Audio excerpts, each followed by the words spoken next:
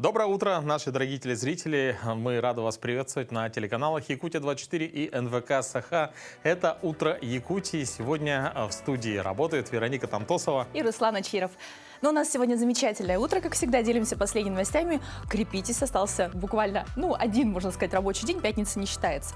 И у нас будет утренняя зарядка, полезные советы, обсудим профессии, конечно, поделимся, чем знаменателен день сегодняшний, чтобы было удобнее и бодрее делиться радостным настроением с окружающими.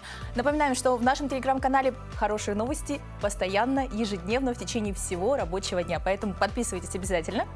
Да, и сегодня четверг, 15 февраля. Друзья, не забывайте, что буквально с 16 числа, 16, 17, 18, 3 дня подряд будет проходить в городе Якутске международный фестиваль джазовой музыки «Тон Джаз». И если вы любите музыку, особенно джазовую, у вас есть замечательная возможность получить билетики, получить билеты на это прекрасное мероприятие. Все, что вам нужно сделать, это подписаться, зайти на наш телеграм-канал, и там узнаете всю информацию в закрепленном сообщении. В общем, есть шанс получить хорошие подарки. Ну и, конечно, зарядиться положительными эмоциями, сходив на мероприятие. Да, абсолютно. Но я не теряю надежды сагитировать Руслана заняться зарядкой ежедневно. Вот хочете, 5 причин приведу даже. Я специально нашла в интернете. Интересно. Да. Итак, утренняя зарядка ускоряет метаболизм, поэтому в течение дня вы расходуете больше калорий, что эффективно для похудения. Вот. Это отличный заменитель кофе и энергетиков, эффективное средство для похудения и улучшения настроения за счет выработки эндорфинов. Занятия способствуют регуляции аппетита, вы чувствуете голод тогда, когда действительно нуждаетесь в пище. Регулярные спортивные занятия повышают активность мозга, вы лучше работаете, меньше устаете. И утренняя зарядка помогает лучше просыпаться утром. Вот так. Очень много замечательных, 5 положительных причин, я тебя убедила? Чтобы заниматься утренней зарядкой. Да, меня да, и я думаю, что многих наших телезрителей тоже. Давайте начнем, друзья. Всем доброе утро! Сегодня мы с вами сделаем беспрыжковое кардио, то есть эта нагрузка будет для вас самая максимально легкая, но при этом мы будем поднимать наш пульс. Первое упражнение – это у нас полуприсед, захлестом голени назад и с подъемом ручек. 20 секунд работаем. Поехали. Корпус наклоняем вперед, пресс у нас должен быть сильным. Делаем широкие махи ручками. Присели и ножку подняли. Хорошо, следующее упражнение – это у нас шаг назад, выпад небольшой и махи ручками вперед. Поехали. Корпус наклонили вперед, сделали шаг назад. Колено у нас вперед не выходит. Корпус сохраняется ровненько. Пресс сильный держим. Хорошо. И следующее упражнение – это у нас конька-бежец. Отпрыгнули в сторону, завели ножку крест-накрест и ручками двигаем. Стараемся коснуться пола, но корпусом мы сильно не работаем, спину мы не подключаем сильно. Пресс держим напряженным.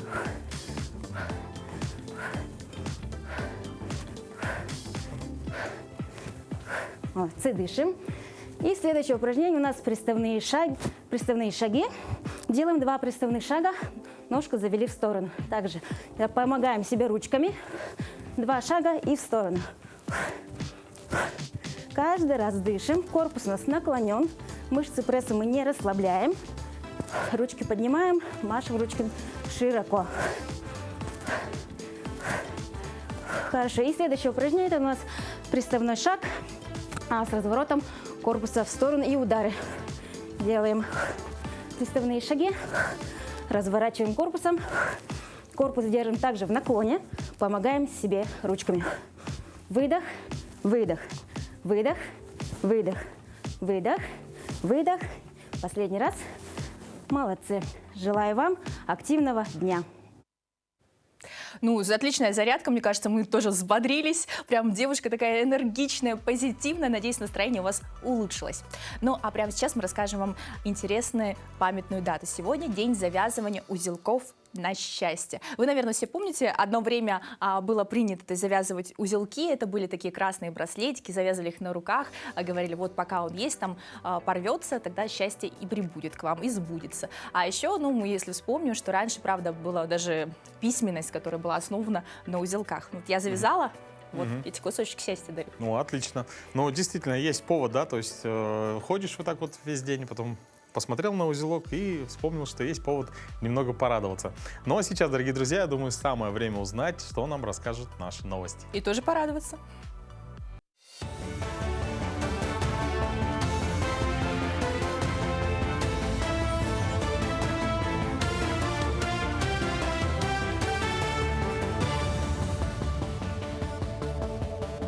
доброе утро, Якутия. Последние новости к этому часу. Владимир Путин подписал закон, расширяющий возможности регионов по борьбе с так называемыми наливайками. В частности, можно будет запретить продажу слабоалкогольных напитков, пива, сидра, пуаре, медовухи во всех объектах общепита, кроме ресторанов, баров, кафе и буфетов. Кроме того, регионы смогут ограничивать время продажи всей алкогольной продукции в точках общепита, кроме ресторанов, расположенных в многоквартирных домах и на прилегающих территориях. Раньше они могли ограничивать продажу только крепкого алкоголя. Горный Улус стал одним из лидеров реализации программы социальной газификации по республике. В прошлом году при плане в 251 ввод фактически удалось подключить к газу 485 домовладений. В этом году планируется 300 пусков газа, уже заключено 67 договоров. Субсидия на оказание единовременной и адресной материальной помощи на газификацию предусмотрена в этот раз на сумму более 23 миллионов рублей. По инициативе главы государства бесплатная газификация в России будет продолжена. Ну, для проведения профилактических работ, для работ вообще у нас выдали новые автотранспорты в количестве 2 штук.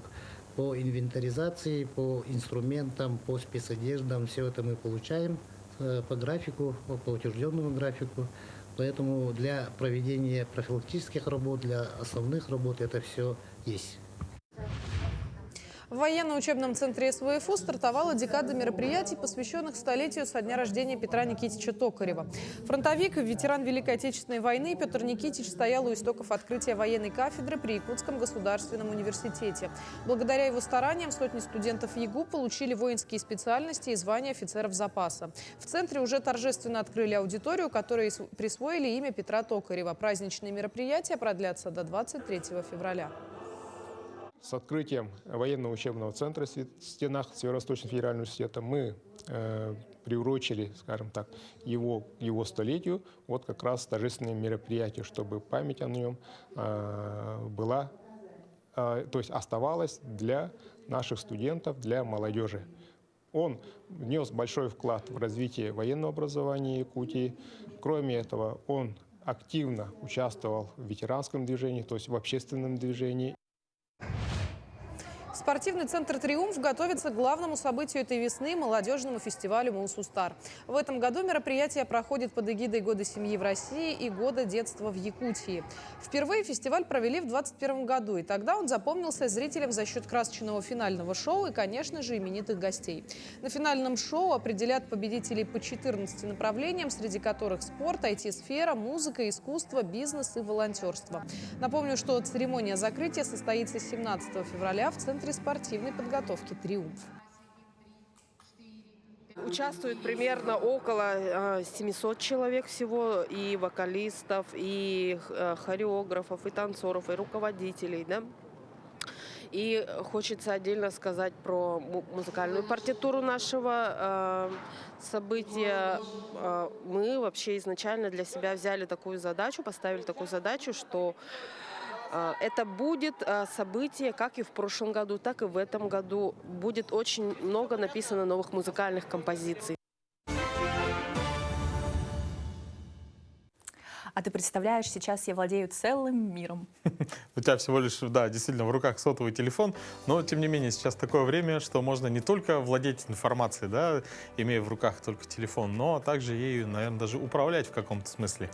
Дело в том, что, да, сегодня у нас Всемирный день управления информацией. Есть такая, была же, по-моему, поговорка, да, кто владеет информацией, кто владеет миром. Тот владеет миром. Поэтому я говорю, что я владею целым миром. И каждый из нас, кто обладает сейчас сотовым телефоном, это настоящий мини-компьютер с доступом к интернету. Он владеет всей информацией в мире и, соответственно, владеет всем миром. Поэтому захватываем мир хорошим настроением. А прямо сейчас узнаем, какие еще важные даты и события сегодня.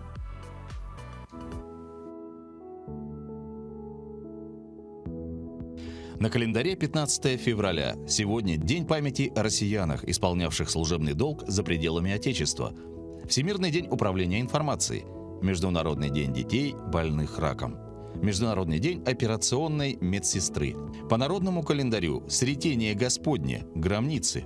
По погоде на Сретение судили об урожае трав, бросали поперек дороги палку и наблюдали. Если снег заметет ее, то травы будет мало, а вот если в этот день тихо и солнечно, то уродится лен. этот день в истории. В России вышел учебник «Юности честное зерцало». Физик Ханс Эрстед обнаружил магнитное действие электричества. День рождения Российской академии музыки имени Гнесиных.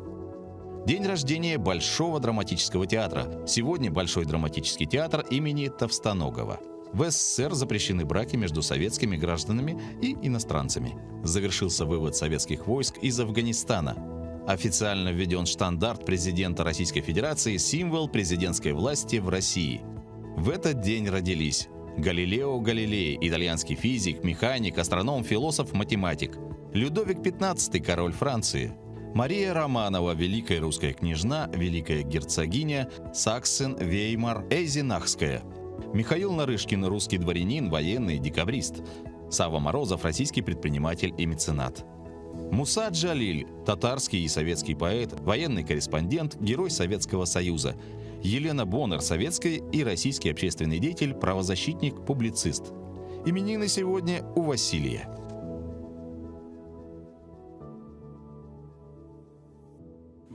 Пройдет всего 3 месяца, и десятки учебных заведений нашей республики выпустят молодых специалистов из стен учебных заведений. Для тысяч юношей и девушек завершится большой этап студенческой жизни. Пришло время подвести предварительные итоги. Сегодня у нас в гостях директор старейшего учебного заведения Якутии, Жатайского техникума, Владимир Тихонов. Владимир Иванович, здравствуйте. Здравствуйте. Доброе утро. Здравствуйте. Техникуму практически уже 70 лет. Это такая значимая дата. Расскажите, пожалуйста, какие направления сейчас существуют в техникуме? Ребята на какие специальности учатся? Спасибо. Ну, совершенно правильно. Вот действительно, скоро к нам будет 70 лет. В этом учебном году мы завершаем 68-й учебный год. И будем готовиться к юбилейной дате. Ну, у нас техникум-то, вот мы все знаем, да, вот она открылась на базе судоремонтного завода в целях для подготовки кадров речного транспорта и береговой инфраструктуры. Но вот в течение обстоятельств у нас вот техникум, она вот по разным направлениям сейчас вот развивается. Помимо вот тех специальностей, вот, которые мы исконно давали и обучали, вот это как бы речной транспорт, обеспечение срочного транспорта. Так, помимо этого у нас открылись и поварское дело. Она это понятно, потому что вот изначально было судовой повар. На базе вот этого у нас вот открылось новое направление повар и кондитер. Так, и плюс к этому у нас уже давно работает сестринское дело. Так, вот в последнее время открыто одно направление тоже на этой базе. Это массажное дело. Так, и помимо этого мы все знаем, да, еще очень ждем. Это для нас, это для Якутии будет это большим событием, потому что у нас строится в Жатае судоверфь. Она будет вводиться, первую очередь в этом году и завершится в следующем году. Вот 5 лет тому назад было подписано соглашение трехстороннее для подготовки рабочих кадров для этого судостроительного завода. Мы выпустили один выпуск, они вот трудоустроились по разным направлениям, ждут, когда она откроется. И сейчас и обучаются вот, для этой судоверфи. Так, и в этом году в рамках январского совещания мы руководством судоверфи мы обновили вот это соглашение. Но соглашение отработало 5 лет, и теперь вот в дальнейшем о совместной деятельности еще раз обновили вот это соглашение. И мы работаем по специальностям по согласованию с руководством судоверфи. Вот это как бы основное направление в перспективе. Один из основных направлений будет вот это направление. То есть ребята уже получат не только специальность, но и возможность сразу трудоустроиться. Да, конечно, потому что вот, помимо этого мы работаем по коротким программам. Буквально вчера мы встретили большую делегацию директоров центров занятости нашей республики. Во главе центра занятости от республики. И да, вот у них тоже такая задача стоит, потому что вот для судоверфи нужны будут, конечно, рабочие кадры. Предполагается, что вот до 700 кадров потребуется вот этой судоверфи, и мы будем готовить по всем направлениям. будем готовить вот рабочие кадры, но они будут трудоустраиваться и будут находиться на готове.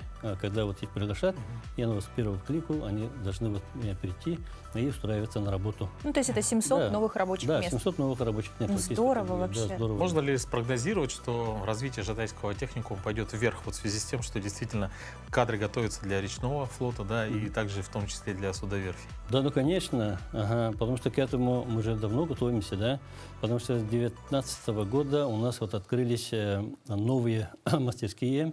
Мы выиграли федеральные гранты и дальневосточные гранты.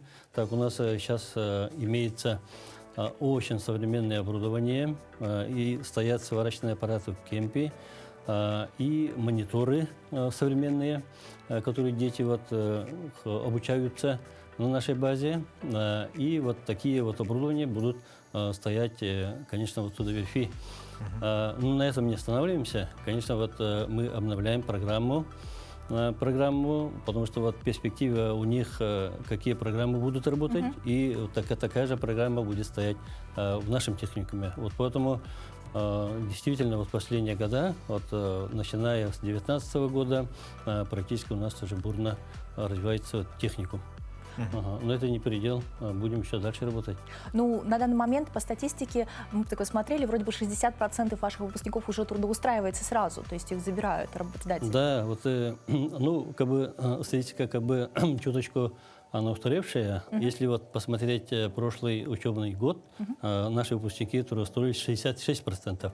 Но это как бы повышение на 4,5%, но они наши, конечно, выпускники очень хорошо трудоустраиваются. Ну, конечно, вот почему не 100%? Тут вопрос такой, да, вот. Тут парни, вот молодые люди, сразу при окончании, сразу идут в армию. служить, да, вот в российскую армию. И вот поэтому 66%, ну а так у нас 100% трудоустроят. И некоторые, если вот студент хорошо заканчивает наш техникум и сразу поступает в высшее учебное заведение, тоже есть такая возможность. Я так понимаю, что и в армию они идут уже с рабочей специальностью. Да, некоторые. конечно, вот со специальности идут в армию, но, конечно, это Ну, то есть не рядовыми, да, а там уже большое водители. подспорье. Да, конечно, Еще какие-то трудоустраиваются. конечно. Ну, слушай, успешно. Ну да. Мгм. Мы также знаем, что техникум вошел в программу национального чемпионата. Обилимпикс еще заняли призовые места. Ну а также программа Министерства просвещения России «Профессионалист». Да? Вы можете про это поподробнее рассказать? Ну, Обилимпикс это, ну, действительно, мы являемся вот одним из базовых учреждений по инклюзии. Мы курируем 14 учреждений СПО по республике по инклюзии. У нас обучаются в данное время 44 ребенка из коррекционных школ. Вот с коррекционными школами мы тоже вот определенную работу проводим, потому что вот слабые со зрением, со слухом, есть вот такие специальности, вот, которые вот разрешаются, вот такие категории детей, людей, вот некие специальности. Это массажисты, вот, да, в частности? Да, массажисты, еще и судоремонтники, где вот большой шум, вот поэтому слабые вот слухом, вот их разрешают туда вот берут на работу, и вот поэтому ребята к нам поступают. И вот поэтому у нас по этому направлению эта работа достаточно хорошо ведется. И вот поэтому у нас очень хороший результат. Вот 2 ребенка, вот один вот по направлению школьник, это ученица коррекционной школы, она вот попала в финал. Здорово. Обилимпикс, вот российский финал. Но это очень здорово, большое достижение.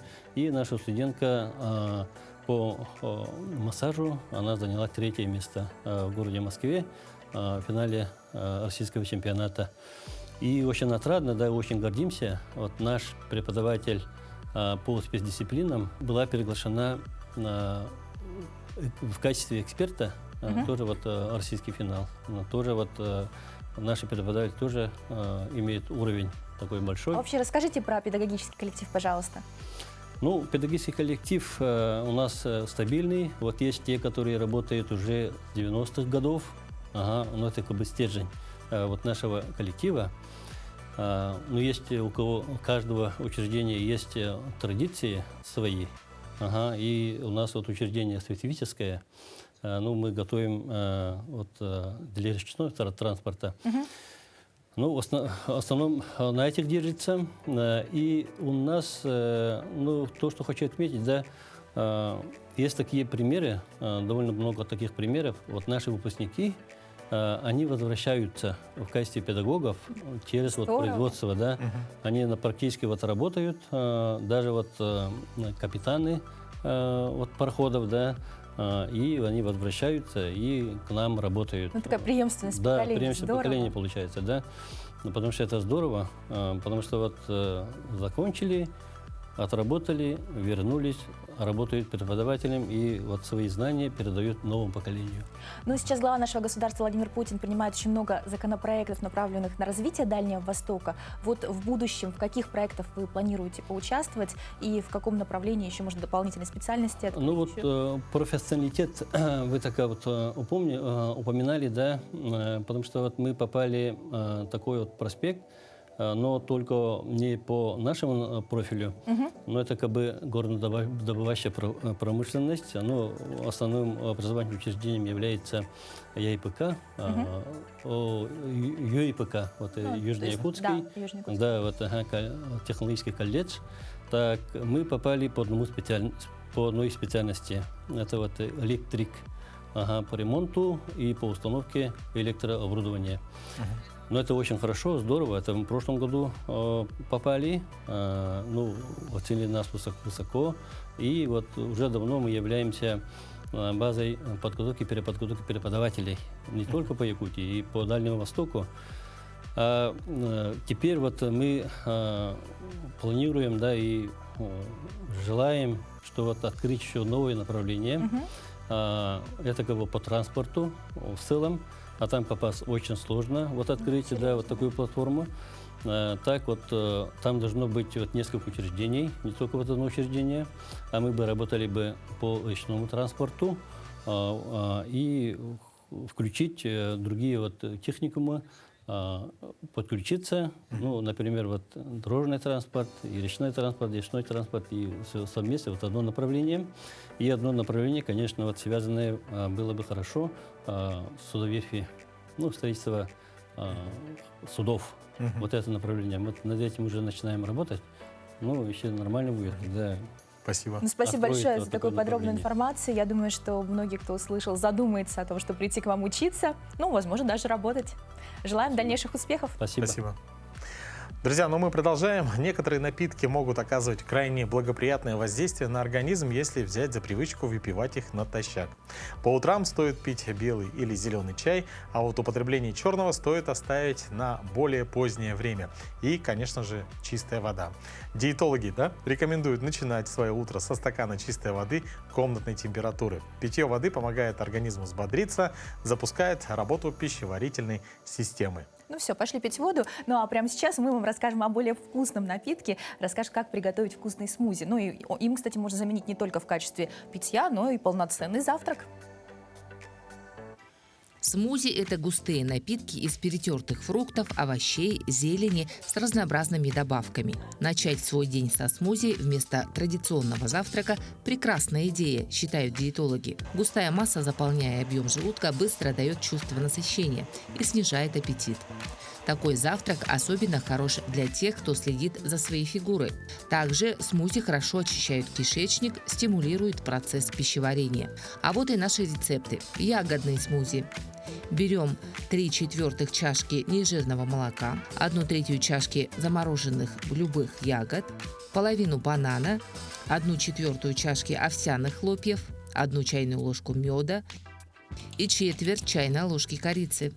Смешиваем все ингредиенты и измельчаем в блендере. За счет ягод в коктейле много клетчатки, нормализующий обмен веществ и пищеварение. Мед – хорошее средство для повышения иммунитета.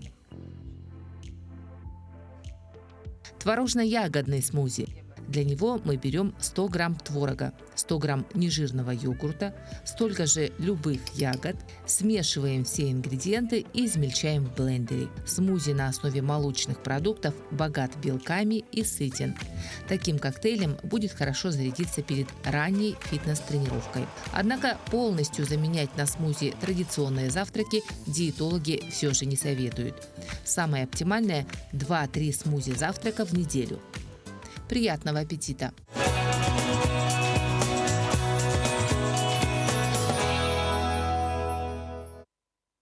Утро Якутии на каналах Якутия-24 НВК Саха. В студии работаем мы, Вероника Тамтусова, Руслан Ачиров. И желаем вам всего самого-самого хорошего. Скажи, кем ты мечтал быть в детстве? Я мечтал быть, кстати, водителем автобуса. А вот я мечтала быть врачом. Ну, как-то не сложилось, потому что дедушка, бабушка были врачи. Тем не менее, я нашла себя в другой профессии. Поэтому с радостью хочу сказать, что сегодня мы поделимся с вами о интереснейшей профессии – анестезиолог, реаниматолог. Прямо сейчас в нашем следующем сюжете. Я Ильгизеева Аида Асанбаевна, я врач-реаниматолог-анестезиолог. Приехала из Кыргызстана, стаж работы 6 лет. В крайние годы работала в Якутии, в Аймиконском районе. В 23 году приехала по приглашению главного врача в город Ленск. В данное время работаю в Ленской ЦРБ. Работа реаниматолога-анестезиолога очень тяжелая и непростая профессия. Работа очень тяжелая. В реанимации находятся больные, которые находятся на грани жизни и смерти. Очень тяжелые, нестабильные больные. В мою обязанность входит интенсивная терапия, динамическое наблюдение больных, суточный мониторинг. И в экстренных ситуациях принимать экстренные решения, правильное решение. Кроме реанимации работаем в операционном блоке. У нас в отделении 6 коек. Текучесть больных очень большая. Проводим и сортировку больных. Больные, когда поступают в приемную в тяжелом состоянии, они сразу поступают к нам. Состояние стабилизируем, динамическое наблюдение проводим, интенсивную терапию проводим и при улучшении состояния дальше переводим в профильное отделение. И так у нас каждый день текучесть большая, почти каждый день 6 коек заняты. Несмотря на тяжесть работы, я выбрала свою профессию, мне это нравится. Несмотря на тяжелых больных, суточное дежурство и так далее, я люблю свою профессию, работаю. Ну а сейчас наша традиционная рубрика «Пусть мама придет». И мы хотим познакомить вас с 9-летним Сашей. Он очень доброжелательный, открытый и разносторонний мальчик. Уверен, увлечен техникой, осваивает паркур, любит рукодельничать. И мы надеемся, что Саша обретет семью. Познакомьтесь, Александр. Он очень любознательный, общительный и открытый мальчик. Всем привет, меня зовут Саша, мне 9 лет, я играю в игрушки, люблю представлять. Саша отзывчивый, трудолюбивый, любит делать добрые дела, и у него много друзей. Доброе дело – это когда ты помогаешь друг другу. И помогаешь убираться, помогаешь там что-то делать. Если тебе там тяжело поднять что-то, ты помогаешь. Саш, а кем ты хочешь стать? Хочу стать этим профессионалом паркура. Саша с удовольствием показывает, что он умеет. Спортзал – любимое место Саши. Сюда он приходит каждый вечер. Пока у него нет особых успехов, но он очень старается. И думаем, в скором времени это даст хорошие результаты. Саша посещает кружок рукоделия «Радуга». С большим интересом учится вырезать, клеить и создавать различные поделки. Саша активный и жизнерадостный ребенок, и ему нужна семья. Мы очень хотим, чтобы Саша обрел любящих приемных родителей и свой дом.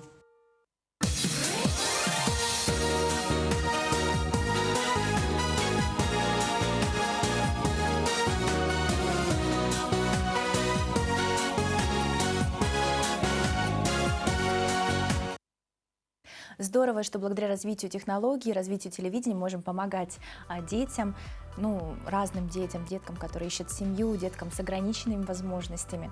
И у нас множество фондов, которые работают в этом направлении. Да, прямо сейчас в следующем сюжете мы расскажем вам о работе с детьми с ограниченными возможностями здоровья. Благотворительный фонд «Кладезь Якутии» работает на протяжении 14 лет.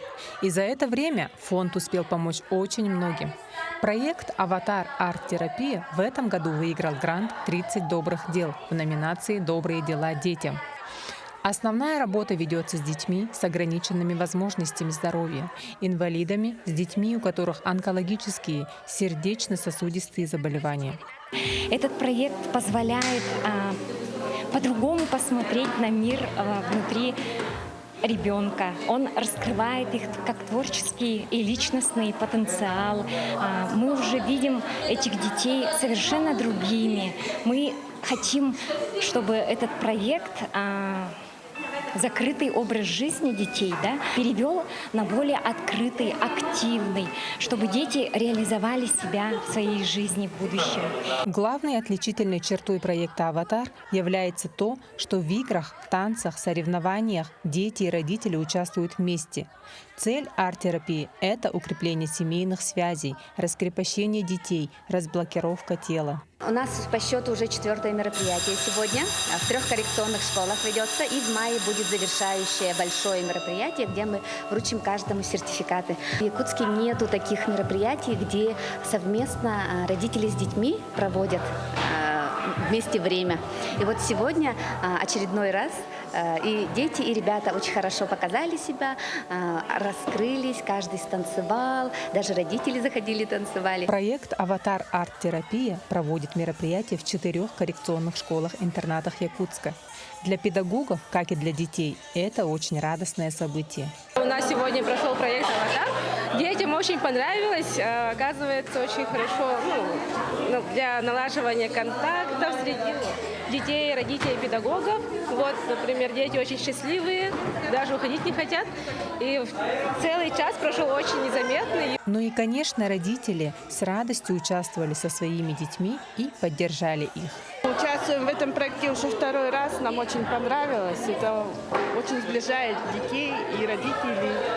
И достаточно очень весело, активно, очень здорово провели время.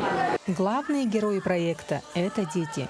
Они в полной мере ощутили любовь и теплую связь с окружающими. Раскрасили меня. Все? Было весело, да? А что самое веселое? Танцевать. Мне понравилось танцевать, и когда мне рисовали лицо. Это леопард. Да. Да. Меня больше всех разукрасили. Я Криштиану Роналду. Потому что мне понравилось танцевать, и меня руки заморали.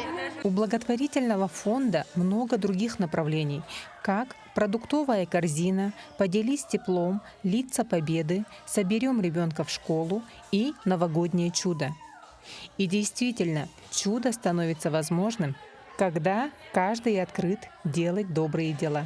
Аэлита Стручкова, Аэлита Махно, Якутск.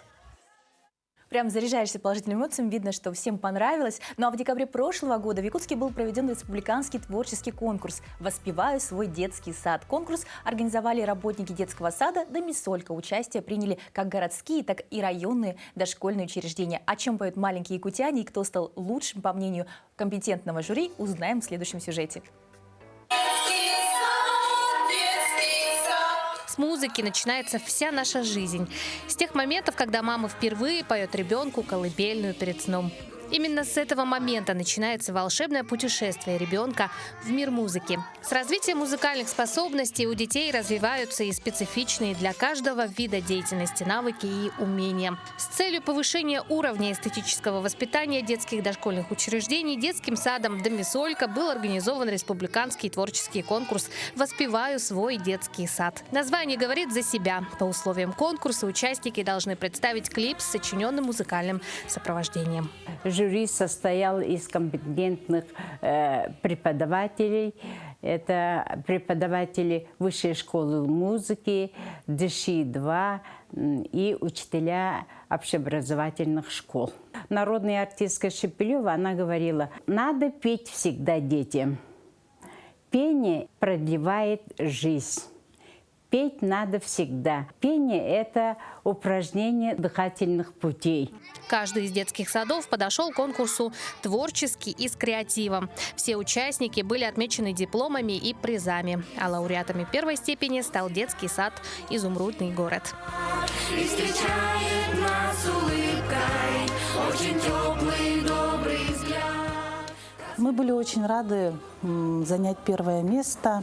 Гимн – это торжественная песня, которая сплочает коллектив, затрагивает тонкие чувства всего коллектива. Коллектив – это не только работники, но и дети, их родители.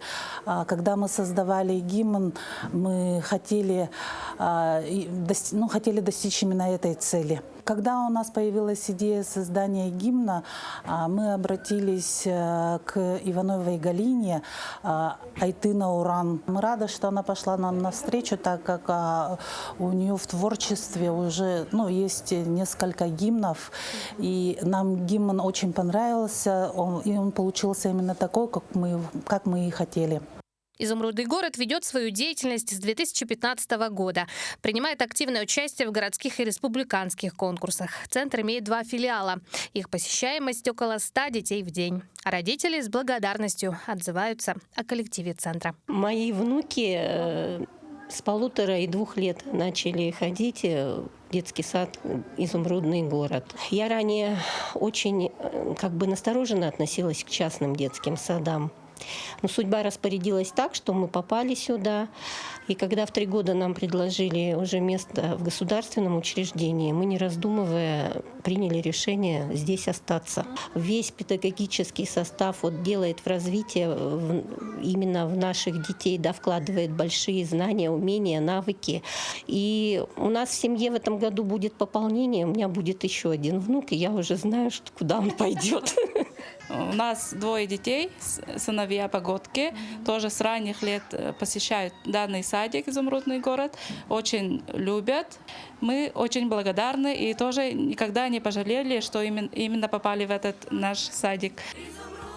Музыка – это прекрасное дополнение к воспитанию и развитию ребенка, вне зависимости от его увлечений. Пусть она будет для каждого прекрасным спутником во всех начинаниях. Катерина Винокурова, Виктор Дичковский, Якутск. А в Ленске в Доме культуры «Юность» состоялся республиканский творческий конкурс «Фестиваль Таланты земли Аланхо-2024». Он собрал более 100 участников со всего района. До позднего вечера проходил отбор лучших. По итогам мероприятия обладатели гран-при станут участниками республиканского фестиваля САС и культурной программы международных спортивных игр «Дети Азии», которые пройдут уже в этом году. Более 100 участников и 500 творческих номеров. Ленчане демонстрировали свои творческие способности в различных номинациях. Вокал, хореография, фольклор, инструментальное искусство, детский театр, театр мод и художественное слово. Мы очень рады к вам приехали, потому что очень дети активные, руководители такие позитивные. И очень много желающих выступить. Вот это нас очень радует. Культурная программа длилась с раннего утра до позднего вечера. На сцене каждые 3 минуты менялись участники фестиваля. Одним из ярких номеров стало выступление театра моды «Карако». Они представили свою новую постановку «Байнай», которая впечатлила жюри.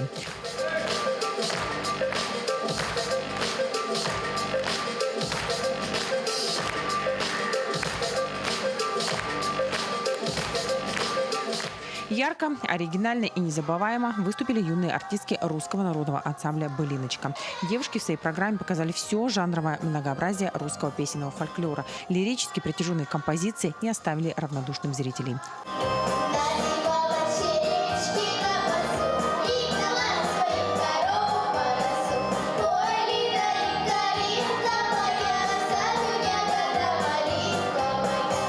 Очень много номеров было в номинации «Художественное слово». Выразительно и с душой одно из самых трогательных стихотворений прочла Арина Талалаева. Рассказала стих, очень сильно волновалась.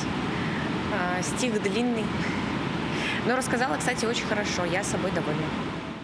Сильный номер был и у Валерии Забельной. Девушка обладает прекрасным голосом. Ее исполнение непростой песни задело до глубины души.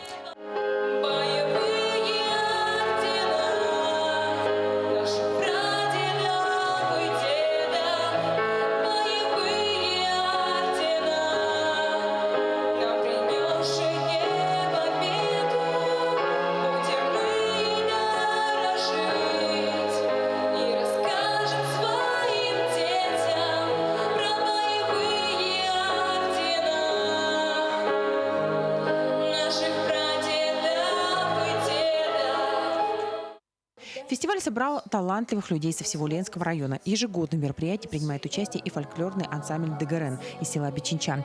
В этот раз они приехали еще большим составом. Мы привезли 10 номеров детских и 3 номера взрослого коллектива. Мы участвовали в номинациях фольклорное творчество, художественное творчество, но и также вокал. Выступления очень хорошие. Художественное чтение у нас всегда на высоком уровне. Ленские дети очень хорошо выступают. Ну а также танцевальный ансамбль. Ну все очень хорошо, все очень довольны. Членами жюри стали представители фестивального комитета «Бриллиантовые нотки» и гости из Кубы. Ближе к завершению мероприятия они поделились своими впечатлениями от конкурса. Но вы очень талантливы, позитивно, что очень интересно, да. Дети очень культурные, потому что в некоторых местах они все бегают, да, шумят, а у вас все очень спокойно и очень хорошо слушаются руководителей, что очень важно тоже в творчестве. То есть они дисциплинированы.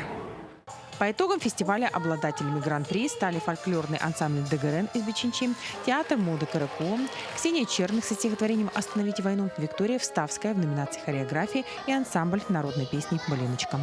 Светлана Балеева, Виталий Андреев, Ленск. Сколько интересных мероприятий, невольно начинаешь задумываться, куда сходить в выходные. Да, ну в этом вам поможет наша постоянная рубрика «Киноафиша». И мы ознакомим вас, какие кинопремьеры, какое кино идет в кинотеатрах нашего города.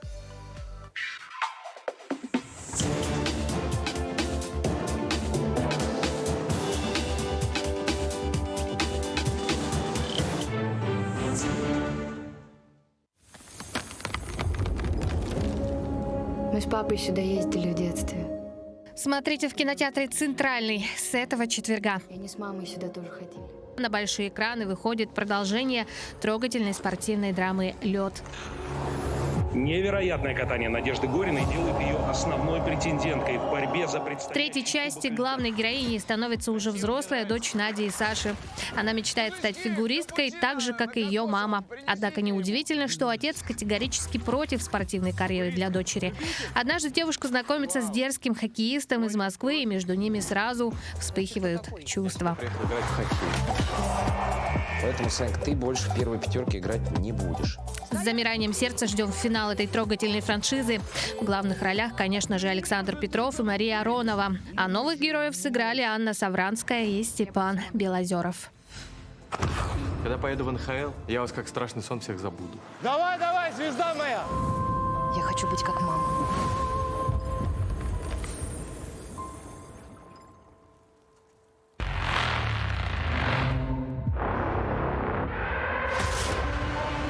Фильм «Катастрофа. Выжившие. Бетонная утопия».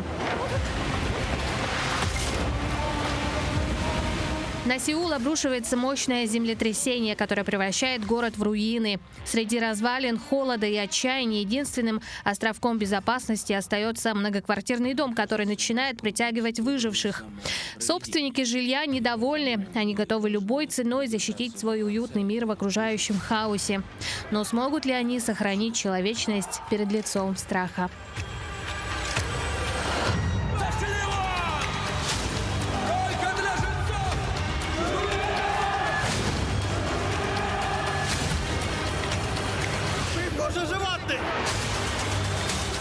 Желаем вам отличного настроения и приятного просмотра.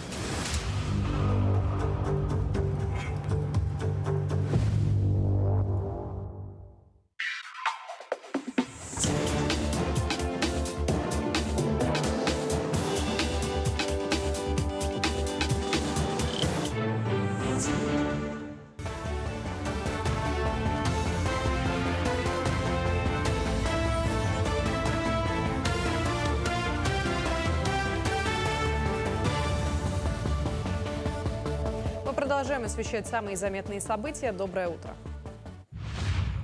Владимир Путин подписал закон, запрещающий увольнять одиноких родителей с детьми в возрасте до 16 лет. Ранее российское законодательство запрещало работодателям увольнять сотрудников в одиночку, воспитывающих детей до 14 лет. Новые нормы увеличивают возрастной ценз. Как поясняется в сопроводительных материалах к закону, дети обычно получают основное общее образование к 16 годам, поэтому граждане, которые воспитывают их до этого возраста в одиночку, нуждаются в дополнительной защите со стороны государства. Закон вступит в силу через 10 дней после его опубликования. В Якутии молодым супругам, заключившим брак с января этого года, полагается новая мера государственной поддержки – единовременная денежная выплата в размере 50 тысяч рублей. Мера поддержки установлена по инициативе главы Якутии. Айсан Николаев особо подчеркнул актуальность этой меры, которая будет способствовать не только укреплению семейных ценностей, повышению статуса семьи, но и увеличению числа рождения детей. В Нюрбинском районе в День всех влюбленных такой сертификат получила семья Ананьевых из села Кюндядя. У нас в этом году внесли очень много различных социальных мер и поддержек. В том числе одной из самых первых приоритетных мер это является выплата молодой семье в размере 50 тысяч рублей. Сегодня в нашем Нюрбинском районе сертификат на сумму 50 тысяч рублей получили семья из Кюндядинского наслега Ананьевы Лев Николаевич и Анна Васильевна. В Якутии за неделю на 16% выросла заболеваемость гриппом, ОРВИ и коронавирусом. Эпидпорог превышен на 23%. Всего зарегистрировано 9 тысяч случаев заболевания. Роспотребнадзор призывает носить маски в местах массового скопления населения, соблюдать социальную дистанцию, чаще мыть руки и использовать дезинфицирующие средства. В Якутске со дня открытия нового здания онкоцентра врачи поликлинического отделения осмотрели и оказали помощь уже почти 900 людям. Пациенты довольны комфортными условиями, созданными в учреждении. С 12 февраля амбулаторный прием пациентов полностью проводится в новом корпусе по адресу город Якутск, улица Петра Алексеева, 89. Прием в поликлиническом отделении ведут онкологи, маммологи и онкогинекологи. Консультации проводят невролог, пульмонолог и терапевт. Жительница Верхневилюйского улуса Анастасия Борисова мастерски овладела особой техникой рукоделия валянием из шерсти. Она в первый раз организовала свою персональную выставку. Объемные игрушки, панно, предметы одежды и аксессуары вызвали полный восторг и восхищение всех гостей. Каждая работа долговечна, неповторима и уникально отражает индивидуальность и талант мастера. Анастасия Борисова создает по-настоящему оригинальные изделия. Ее коллекции участвовали и занимали призовые места во многих республиканских и международных конкурсах. У меня стоит перед собой цель показать, какой прекрасный мир составляет собой вейлоковаляние и популяризация вейлоковаляния. Потому что, поскольку этот вид творчества не является нашей местной. К этому часу это все новости. Хорошего дня. Дорогие друзья, сегодня наш телеканал в сотрудничестве с Федерациями спортивного туризма, альпинизма, рядом образовательных учреждений и структур развития туризма запускает новый телевизионный проект, связанный со спортивным и прикладным туризмом, и объявляет кастинг участников. Ну и, конечно, сегодня в студии мы встречаем организаторов нового телевизионного шоу. Это продюсер телеканала Дмитрий Аргунов. И также сегодня у нас в гостях Алексей Клементьевич, но не как в роли директора образовательного учреждения, а как руководитель Федерации альпинизма и скалолазания Республики Саха-Якутия. Здравствуйте. Добрый день. Доброе утро. Здравствуйте, коллеги. Наш канал замахнулся на проведение в телевизионном формате турслета семейных команд. Насколько это явление экстремальное и спортивным туризмом у нас развито в республике? Расскажите, пожалуйста. Туризм, он развит и достаточно сильно. И дети ходили, и взрослые ходили уже с давних времен. Но сейчас несколько лет тому назад по городу учрежден Федерация спортивного туризма детского. И наша федерация тоже альпинизма, скалолазания активно работает. Соревнования, альпинистские сборы делаем. И соревнования по скалолазанию. И даже серьезная подготовка да, уже. фестиваль Фест Иланка Ну, потребность большая, потому что в городе у нас в основном спортивных залов в школах от 1-2, и нужны какие-то площади, площадей не хватает, и поэтому должны мы работать в открытом пространстве. То есть заниматься почти профессионально на открытом Да, на самом же деле у нас край, скажем так, озер, скал, тайги, да, и культура каждой семьи, она включает в себя культуру нахождения на природе, поэтому навыки и умения, которые оттачиваются на мероприятиях наподобие Ланки-фест, они на самом деле очень востребованы. Ну и самое главное, популяризация направления. Кстати, могу подтвердить, я был несколько раз на Иланки-фест, то есть видно, что уже конкретно команды заточены, есть определенные костяки, в командах. Хотя команды достаточно большие, там по 20-30 человек. А вот что касается телевизионного проекта, когда планируются эфиры и что будет включать в себя программа? Мы приступаем сейчас к самому ответственному этапу, это кастинг участников. Могут принять участие семьи в составе, внимание, отец, мама, без ограничения возраста и ребенок 14-15 лет. Это независимо, мальчик, девочка. К этому мы пришли совместно с коллегами из юных якутян, движения первых, с Федерацией спортивного туризма и альпинизма и скалолазания. Дело в том, что всегда был востребован жанр, мы, которые в советское время еще обучались, жанр турслет. Мы склонны назвать эту программу турслет всей семьей, турслет всей семьей. И я не побоюсь сказать, что приготовили для участников, для семей, которые будут отобраны, скажем так, жестокие испытания. Мы хотим обратить внимание, дорогие телезрители, что сейчас вы на экране видите контактный номер. Я так понимаю, по нему можно обратиться, записаться на кастинг. Да, на кастинг. А какие будут требования к спортивной подготовке участников? Спортивное требование — это сдача ГТО. Да.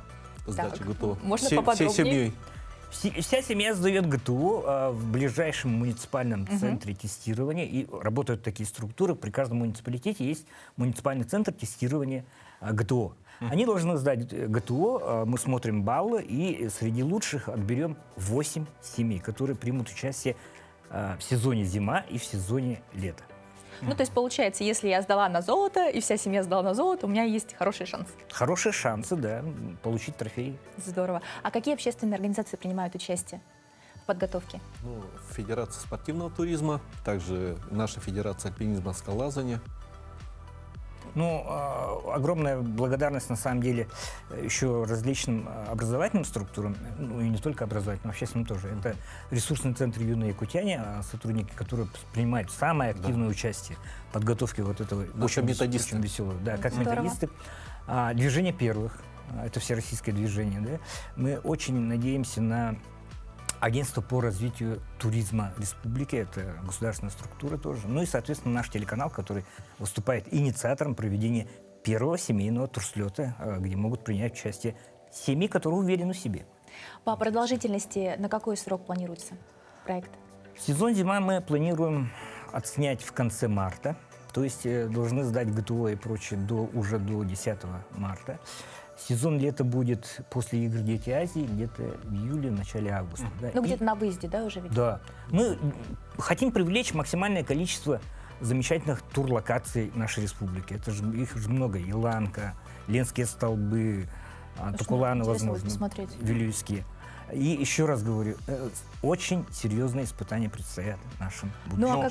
Что же получит, победитель, что получит? Мы пока не хотим, скажем, хотим сохранить долю интриги, но переговоры ведутся, интерес к мероприятию огромный. В России объявлен год семьи, у нас в Якутии объявлен год детства. И я думаю, что приз будет замечательный. Но какой-то интерактив для наших телезрителей, кто не сможет выбраться, или не пройдет, к сожалению, отбор. Эфиры начнутся осенью в новом сезоне, то есть и сезон зима, который мы отснимем в марте, и сезон лета, мы выпустим в эфир уже в новом сезоне, в сентябре этого года. Я думаю, нужно еще раз напомнить, что сейчас в течение нашего разговора вы видите номер телефона на ваших экранах, и, соответственно, набрав этот номер телефона, можно записаться семьей на кастинг. Да. Какое-то напутственное слово всем участникам, чтобы зарядить их желанием поучаствовать. Конечно, год семьи, поэтому, чтобы укрепить, чтобы найти себе новый досуг. И я очень надеюсь, что много семей будут заниматься туризмом, попробуют себя в скалолазании, может быть, даже станут альпинистами, поэтому дерзайте, ребята. И я хотел бы в конце тоже поблагодарить Алексея Климентьевича лично, потому что в сообществе руководителей образовательных учреждений, потому что основываться все будет на образовательных учреждениях. Ведь семьи курируют кто? Школы, Конечно. Правильно? Да. Поэтому от них, от директоров школ будет зависеть очень и очень многое. Спасибо. Спасибо, что вам. пришли. Очень интересный проект. Ждем с нетерпением выходов в эфир. Да. Ну а, друзья, вы также можете обратиться и записаться на кастинг. Но на этом наш эфир подходит к концу. Кстати, не забывайте про наш телеграм-канал. Там тоже очень интересный конкурс проводится для вас. Все подробности в нашем закрепленном сообщении. И начинайте каждое утро вместе с нами.